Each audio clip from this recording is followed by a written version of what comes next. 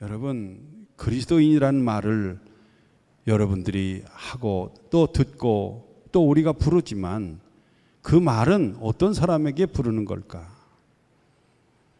제가 중국에 여행하다가 연변이나 단동 또 도문 이런 데를 가면 이게 중국 사람하고 조선족하고 북한 사람이 이렇게 장마당에서 같이 섞여 있어요.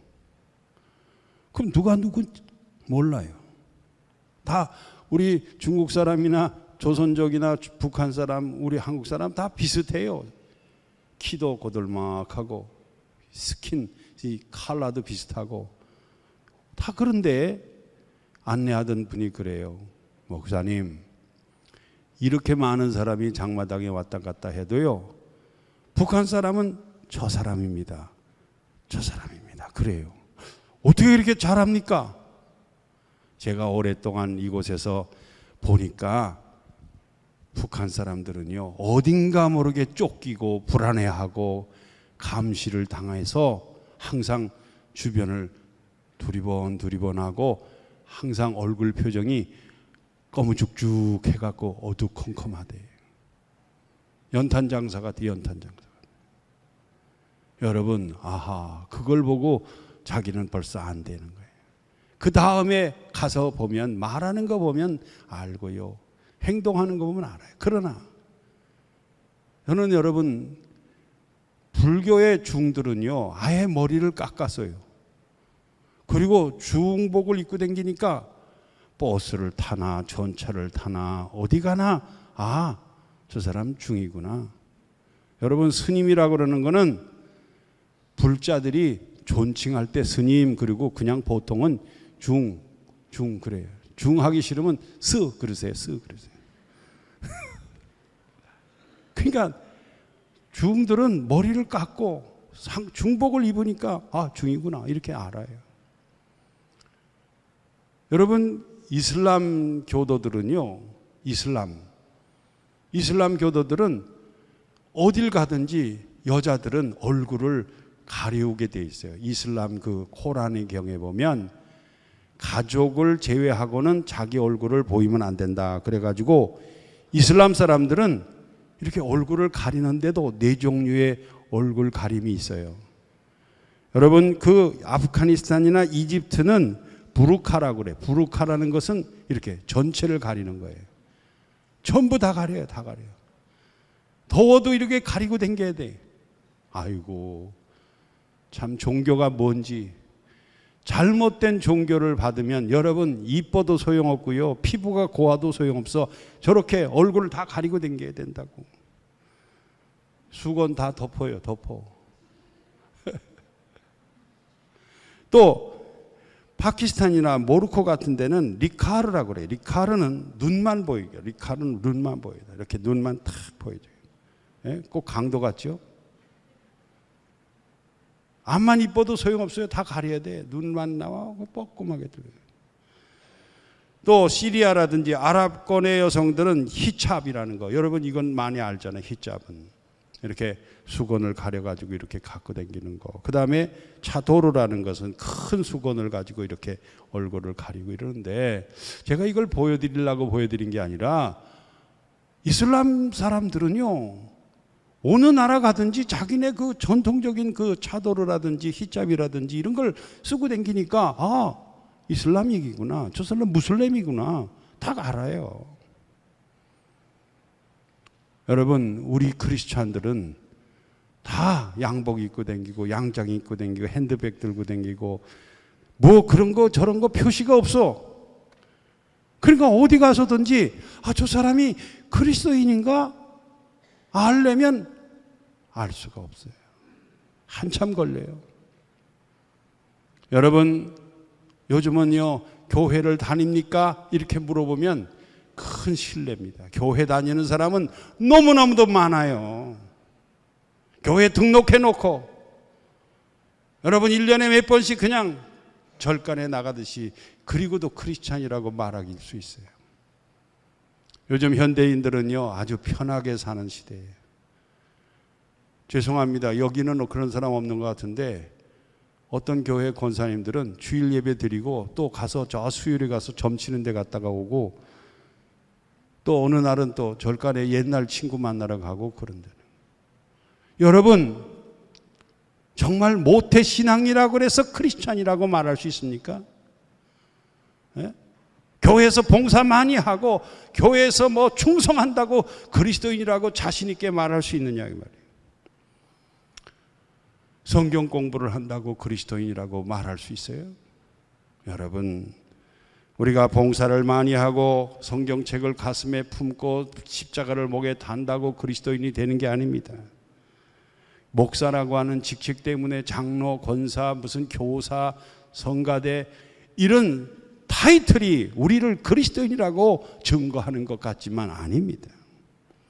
여러분 우리 본문의 말씀은 어떤 배경이냐면 초대교회 예루살렘 교회가 성령이 임하시면서부터 성령이 임하면서 교회가 크게 부흥할 때에 여기에 맞먹는 핍박이 있고 환란이 있었어요. 그래서 예루살렘 교인들이 다 피난을 갔습니다. 피난을 갔어요. 어디로 갔느냐? 여기 보니까 베레게와 또 구브로와 안디옥까지 갔다. 19절에 그랬어요. 그 지역은 어디로 말하냐? 우리로 말하면 서울에서 저 철원, 금강산 이런 산골로 도망간 거예요. 도망가서 가만히 보니까 이 제자들이 야 지금 스데반이 돌에 맞아 순교하고 옥에도 갇히고 매도 맞고 이렇게 핍박을 받는데 우리가 여기 와가지고 어떻게 해야 될까? 그러면서 하나님의 사람, 성령의 사람, 예수의 사람, 오직 그리스도인이라고 하는 이런 확신을 가지고 복음을 전하며 주님의 이름을 높여드렸습니다. 여러분 성경에 보면 사도행전에 엄청난 부흥이 있는가 하면 엄청난 핍박이 있었어요. 사도행전 4장 27절 보면 헤롯과 본디오 빌라도는 이방인과 이스라엘 백성과 합세하여 이건 뭐냐? 정치적으로 조직적으로 기독교를 박해하고 핍박했습니다. 여러분 그런 때에 참 그리스도인 진짜 이방 사람들 입에서 믿지 않는 사람 입에서 아 이분이 그리스도이구나 이렇게 일컬어질 수 있는 참 신앙의 사람이 나온 거예요. 사도행전 4장 29절에 보면 주여 이제도 우리의 위협을 굽어보시고 이런 위협 속에서 그들은 담대하게 하나님 말씀을 전하게 된 것입니다. 여러분 우리 기독교는요 환난과 핍박, 시련과 역경이 도리어 순수한 그리스도인으로 믿음의 사람으로 하나님의 사람으로 만들어지는 결정적 시기가 오는 거예요. 여러분 세상 사람들은 고난을 당하면 시련을 당하면 더 흔들리고 약해지지만 진정 그리스도의 사람, 성령의 사람은 따라합시다. 환난을 당하면 더 큰 믿음, 시련을 당하면 간절한 기도. 여러분 우리 기독교의 신앙은요 환난 속에서 시련 속에서 자라는 거예요. 예? 아이 목사님 나 예수 안 믿을래요. 왜 이렇게 어려움이 많은지 모르겠어요. 그게 바로 비그리스도인이에요. 진정으로 거듭난 사람, 성령의 사람은 환난이 오면 올수록 핍박이 오면 올수록 어려움이 오면 올수록 다 주님을 의지하고 진짜 비기 크리스찬이 된다고요. 그 고비를 넘기셔야 돼요. 여러분 환난은 인내는 연단은 소망을 만들고요. 베드로전서 1장에 보면 여러 가지 시험을 당함으로 너희가 잠깐 근심하지 않을 수 없으나 이것이 연단한 후에 주님 앞에 설 때에 영광과 존귀와 칭찬을 받는 참 그리스도인으로 가는 시작이다. 우리 예수 믿는 사람들은요 세상 사람과 보는 눈이 달라야 돼요. 세상 사람들은 어려움 당하면 아휴 어쩌면 팔자가 더럽다. 왜 저러냐? 전생에 무슨 죄가 많아서 그런가? 아이고 무슨 죄가 그런 거 아닙니다. 여러분 예수 믿고 환난 당하고 예수 믿고 핍박 당하고 예수 믿고 어려움 당하면 더 큰 믿음의 사람, 하나님이 온전한 그리스도인으로 만들어가기 시작하는 하나님의 역사의 시작이라는 거예요. 이게 안 믿는 사람과 믿는 사람이 관점이 다른 거야. 나는 우리 대한민국도요, 좋은 나라, 멋있는 나라, 하나님이 쓰는 나라가 되어가는 줄로 믿습니다. 여러분 가정도 하나님이 쓰실 줄로 믿습니다. 여러분 자신도 마찬가지예요. 환난을 당하고 핍박을 당하고 어려움을 당하면 진짜 순전한 믿음으로, 온전한 믿음으로 그리스도의 사람으로 다듬어져가는 하나님의 공정이 시작되는 거예요. 지금은 그런 게 없지만 옛날에는 이 대장간이 있었어요. 대장간. 시골에 가면 장날에 한쪽에 보면 대장쟁이가 큰 풀무불에다가 아무것도 아닌 쇳덩어리를 쑥 집어넣어요. 그 쇳덩어리가 붉게 다르면요 구부려가지고 딱 두 사람이 막 팍 때립니다. 하나 둘 셋 넷 다섯 여섯 일곱 여덟. 아마 말은 못하지만 그 쇳덩어리가 아이고 죽겠네 며칠갔네 아이고 아마 얼마나 소리 지르겠어요. 그래서 이제 그만하나 보다 그리고선 물속에 집어넣다가 또 다시 꺼내갖고 또 집어넣어. 그리고 또 꺼내가지고 또 두들겨. 그리고 또 만들어. 2번만 하면 되죠? 아니야. 3번, 4번. 성경에 보면 하나님의 사람, 그리스도의 사람, 참 그리스도인들은요 불같은 시험 7번 연단하는 그런 도가니 속에 들어갔다가 나온 거예요. 할렐루야. 여러분 그렇게 도가니의 연단을 받으면요 좋은 연장이 되는 거예요. 여러분 할머니 고조 할머니가 쓰던 호미가 손자 며느리가 써도 절대 이가 안 나가요. 여러분 진정한 그리스도인이 되면요 여러분의 신앙의 유산이 여러분에게서부터 아들, 딸, 손자, 증손자, 대대손손이 그 믿음이 그 신앙이 유업으로. 여러분 환난 당한다고 낙심하고 환난 당하고 하나님 떠나면 거기서 끝나요. 우리 환난은요 우리에게 귀중한 은혜를 주시는 거예요. 여러분 환난 당할 때 더 주님 의지하고 주님께 감사하고 주님 찬양하기를 원하시면 아멘. 그런데 어려워. 환난 당할 때 어떻게 기뻐해요? 핍박을 받는데 어떻게 감사해요? 지금 아파 죽겠는데 어떻게 찬송하냐고. 그런데 그게 신앙이라고, 그게 믿음이라고. 그것이 바로 여러분의 영을 살려내는 시간들이라는가. 오늘 이 본문을 보면 이 그리스도인이라는 칭호는 환난이 만들어낸 거예요. 핍박과 시련이 극심할 때 마치 진주처럼 보화가 거기서 탄생하는 것이다. 스데반이 돌에 맞아 순교하는 모습을 이들은 봤습니다.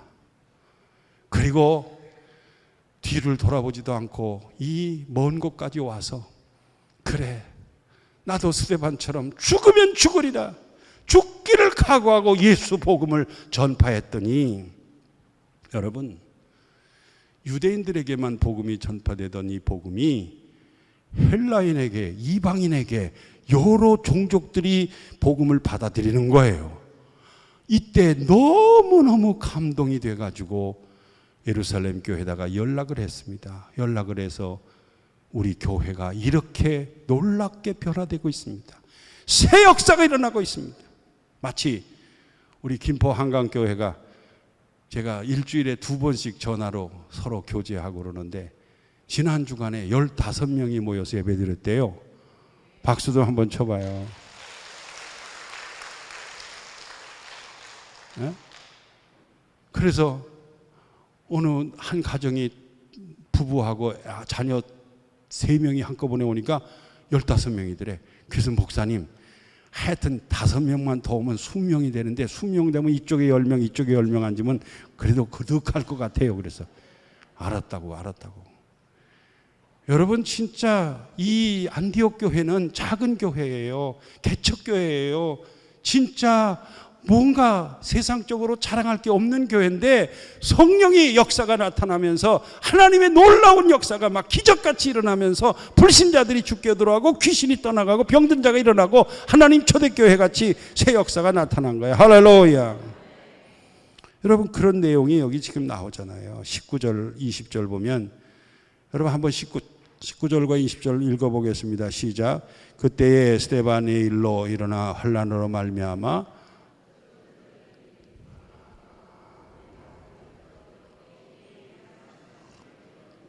또 그 뒤에 굽으로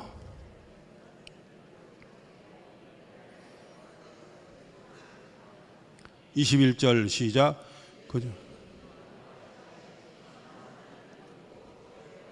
두 손 들고 아멘. 할렐루야. 여러분 지금도 사도행전의 역사가 나타난다니까요. 진정 성령 받은 사람, 그리스도의 사람들이 나가서 복음을 전하고 예수를 증거하고 주님의 이름으로 나가면 거기에 기적이 나타난다고. 이번에 그 한강교회 개척할 때 주변 사람들이 그래. 아니 나이 61살에 무슨 개척을 하냐고. 딱 들어보니까 그 말도 맞아. 이제 은퇴가 가까운데 뭘 하냐 이거요.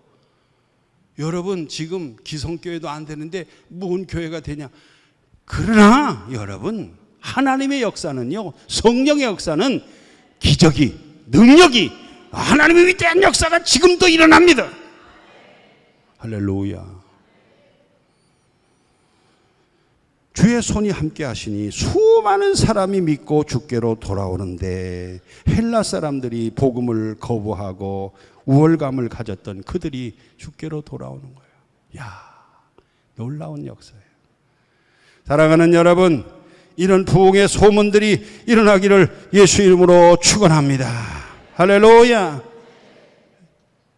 제가 더운 날은 조금 설교를 좀 줄여서 하려고 노력을 하는데, 여기서 예수 그리스도인이라는 말은 요즘 우리나라에서 쓰는 말로 말하면 쟁이라는 말이에요. 쟁이. 따라합시다. 쟁이. 쟁이라는 말은 장인이라, 그 분야의 전문가다, 그 분야는 탁월한 분이다, 그 사람을 따라갈 사람이 없는 장인, 쟁이다, 이런 말이에요.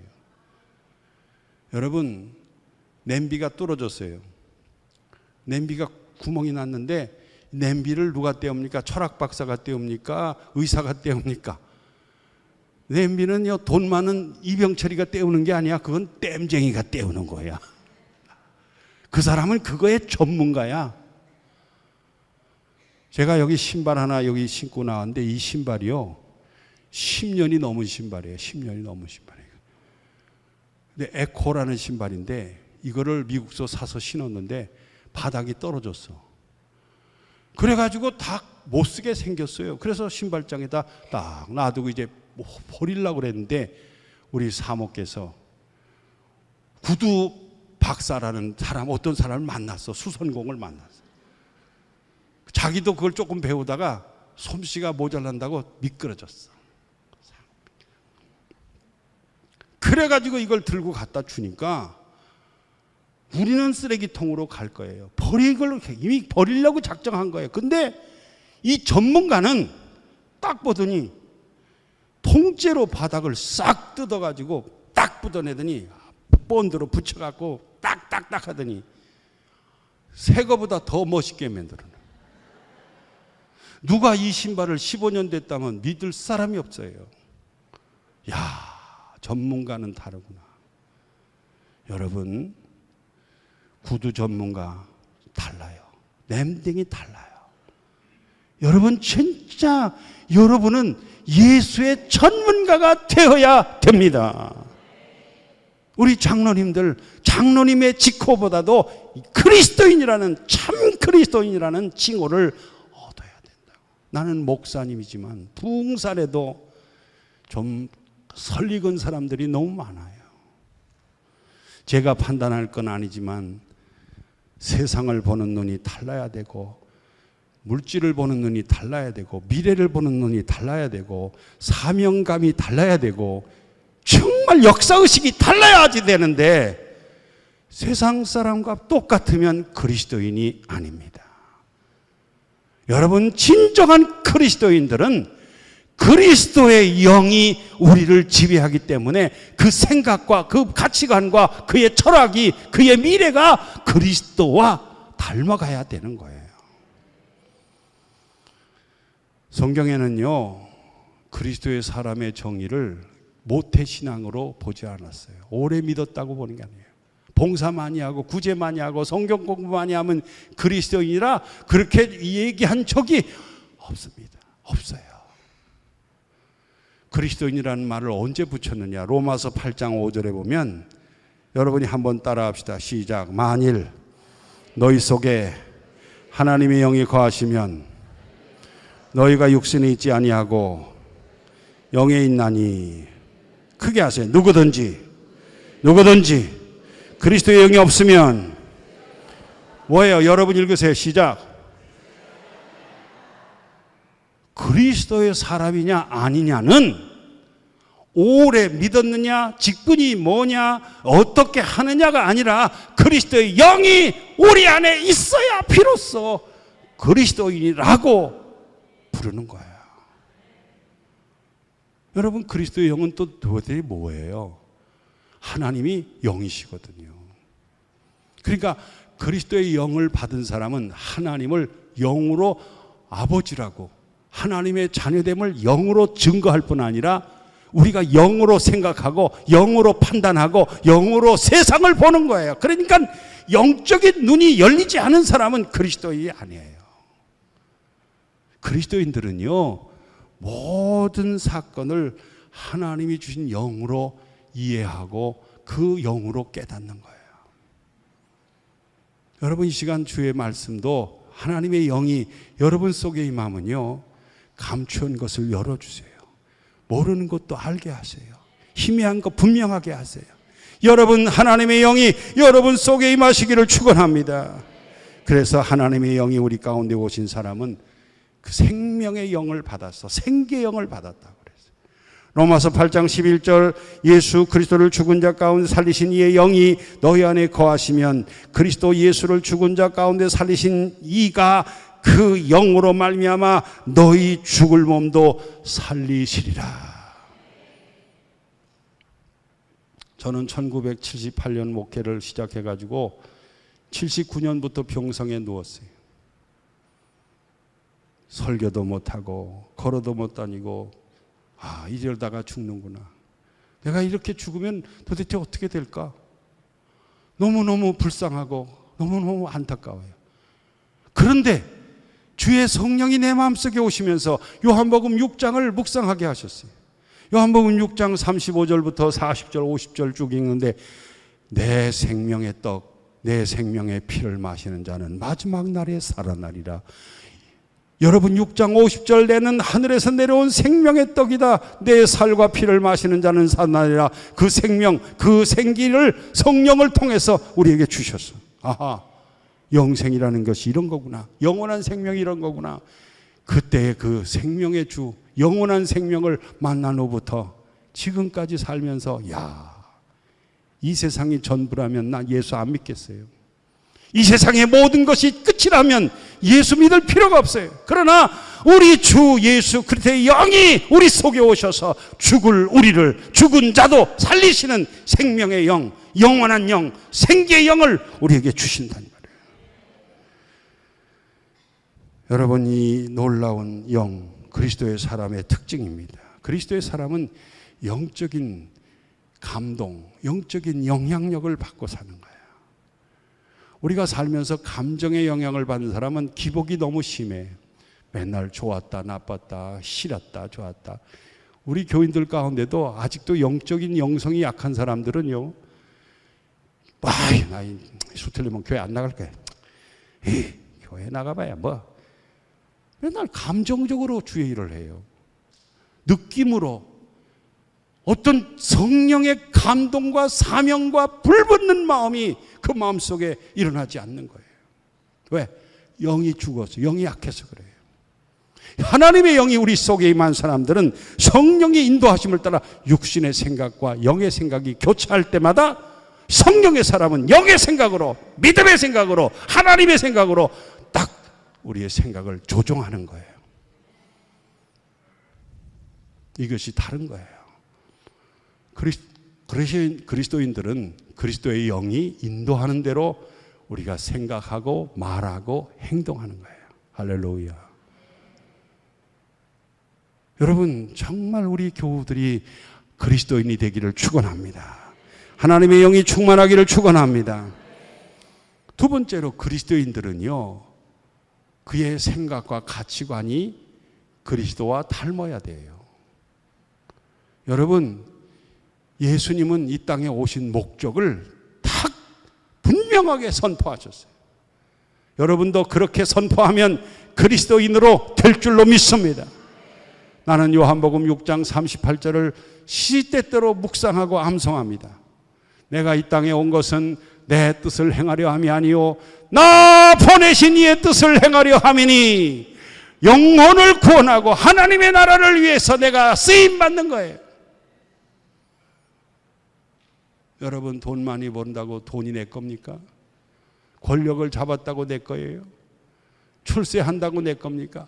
진정한 그리스도인은요, 예수 그리스도의 인생관, 예수 그리스도의 삶의 가치를 나도 공유하는 거예요. 예수님은 이 세상에 오신 목적을 분명하게 정의하시기를, 내가 이 땅에 온 것은 내 뜻을 행하려 함이 아니요 돈 벌고 명예를 구하고 세상 재미 보려고 한 게 아니라 하나님의 뜻이 이루어지는 것이 내 소원이고 내 인생의 가치라고 그랬어요. 이거 진짜 그리스도인들의 가치예요. 예수님은 평소에도 그렇게 기도하셨어요. 여러분, 마태복음 6장 9절부터 보면 이런 기도문이 나옵니다. 한번 다 같이 해봅시다. 주기도문 시작. 하늘에 계신, 주기도문도 시원찮아요.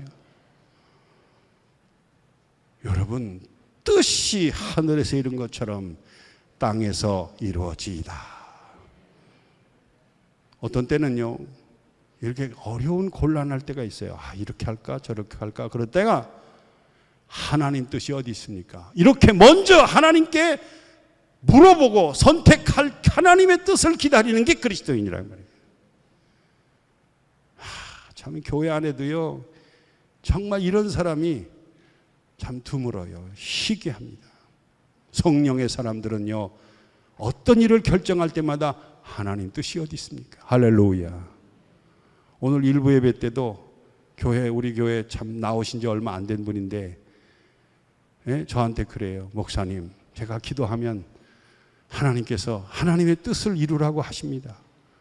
그래가지고 하나님 나라 교회를 세우라고 1,000만 원을, 지난번에도 지금 한 3천만 원, 4천 원인가? 돈이 있는 분 아니에요. 진짜 하렵게 사는 분인데 하나님의 뜻이 내 마음속에 임하면, 성령이 내 마음을 놓고 하시면 순종하는 거, 믿음으로 주께 나를 맡기는 거, 그게 그리스도인이에요. 여러분이 오늘도 몸이 좀 아파요. 어떤 분은 그래요. 근데 좀 쉬고 싶은데 나보다 더 아픈 사람이 나를 요구하는 거예요. 참 여기 본인이 안 계셔서 제가 얘기해도 괜찮을지만, 우리 최봉숙 권사님이 송명성 권사님을 그렇게 수시때때로 돌보시고, 참 그렇게 정성으로 보호하기가 힘들어요. 차도 없는데 더운 여름철에 그 분당에 가서 그 권사님 알아보지도 못해. 우리가 가도 맨날 점심 잡수고 가. 근데 돈 10,000원도 자기 몸대로 못 써. 여러분, 우리의 시간도, 우리의 물질도, 우리의 재능도 내 뜻대로 쓰면 나는 그리스도인이 아니에요. 그리스도인이라면 내가 작은 시간, 내가 가진 작은 물질, 내가 가진 작은 재능, 하나님이 쓰시겠다고 할 때 주님 뜻대로 쓰임받는 게 그리스도인이에요. 할렐루야.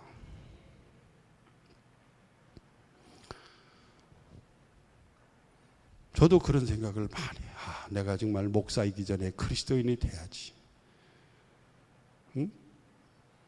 어느 때는요, 아이고, 내가 뭐 그렇게 산다고 누가, 사람이 알아주는 게 아니에요. 하나님이 알아주실 줄 믿습니다.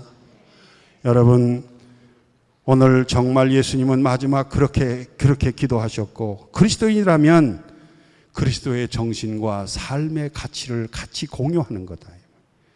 예수님의 정신은 세 가지입니다. 십자가 정신, 미랄 정신, 종의 정신. 여러분, 십자가 정신으로 살아가기를 축원합니다. 미랄의 정신으로 살아가길 바랍니다. 우리 한국 교회가 이만큼 복음화되기까지는 그런 그리스도인들이 이 땅에 복음을 들고 희생하고 자기를 포기하고 이 땅에 온 거예요. 우리 초기 선교사를 읽어보면 기가 막혀요. 그 당시에 미국 샌프란시스코에서 여기까지 올 때는 배를 타고 왔대요. 그래서 하와이 들려서 오키나와 들려서 부산에 도착하면 2달씩 배를 타고 왔는데, 와서 몸이 현찮아서 되돌아간 분도 있고 얼마 안 있다가 돌아가신 분도 계세요. 여러분, 이 복음을 증거하고 하나님 나라를 위해서 일하는 사람들은 진정한 그리스도인입니다. 그는요, 나람 앞에 나서는 게 아니에요. 그리스도인들은요, 뭐 마이크 잡고 뭐 사람을 막 그냥 그게 그리스도인이 아니에요. 누룩처럼, 하나님 미랄처럼 자기 사명을 위해서 자기가 썩고 희생하는 거, 자기 사명을 위해서 자기를 포기하는 거, 그게 그리스도인입니다. 우리 교회도요, 그리스도인들이 많이 생겼어요. 어떤 때 보면 너무너무 감사하고 고맙고 귀한 거예요. 그분이 있어서가 아닙니다. 어려운 중에, 힘든 중에 주님의 명령을 위해서 쓰임받는 겁니다. 마지막입니다. 그리스도인이라면 그리스도의 소원을 우리의 소원으로 같이 해야 된다. 따라합시다. 예수님의 소원은 내 소원이 되자. 예수님의 그 간절한 소원, 염원, 기대가 뭐냐? 한 영혼이라도 구원받게 하시는 거예요. 저 영혼 속에 그리스도가 임하기를 원하고 하나님의 자녀가 되게 임하는 거예요. 병든 자, 가난한 자, 소외된 자, 눌린 자가 다 주께로 돌아오는 거예요. 그래서 예수의 소원은 복음을 전하는 소원이었어요. 예수님은 이 땅에 오신 목적을 이렇게 말합니다. 마가복음 1장 38절에 우리가 나가서 전도하자, 내가 이를 위하여 내가 왔노라 그랬습니다. 여러분, 우리 주님이 이 땅에 오신 것은 복음을 전하러 오신 줄로 믿습니다. 다 같이 한번 읽어봅시다. 시작. 이르되 우리가 다른 가까운